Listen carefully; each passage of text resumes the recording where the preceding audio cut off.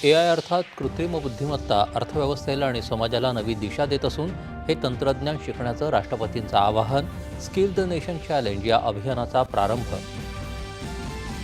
कोलकाता ते गुवाहाटी दरम्यानची पहिली वंदे भारत शयनयान रेल्वेगाडी लवकरच होणार सुरू.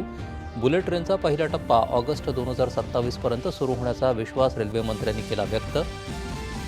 ऑपरेशन सिंदूर दरम्यान DRDOकडून विकसित शस्त्रांची निर्णायक भूमिका, राष्ट्रहित रक्षणाच्या वचनबद्धतेची साक्ष.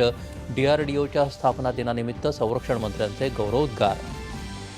जागतिक स्तरावर अनिश्चितता असूनही मजबूत देशांतर्गत मागणी आणि विवेकी आर्थिक धोरणांमुळे भारतीय अर्थव्यवस्थेची भक्कम घोडदौड सुरू. Reserve bank.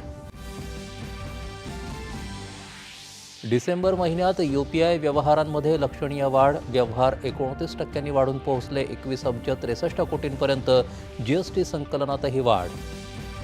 केंद्रीय कृषी मंत्री शिवराजसिंग चौहान यांनी अहिल्यानगरमध्ये लोणी बुद्रुक इथं विशेष ग्रामसभेच्या माध्यमातून साधला शेतकऱ्यांशी संवाद. रामजी कायद्याबद्दल दिली माहिती. डिजिटल प्रशासन आणि आर्थिक सुधारणांना बळकटी देण्याच्या दिशेनं केंद्रीय खते मंत्रालयाचं महत्त्वाचं पाऊल.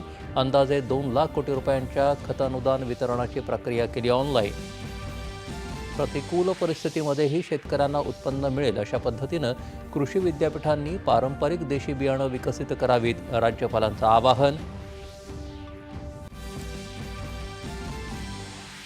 बीड जिल्ह्यात विकासाचा नवा अध्याय. उपमुख्यमंत्री अजित पवार यांच्या हस्ते 1,363 कामांचं ऐतिहासिक भूमिपूजन.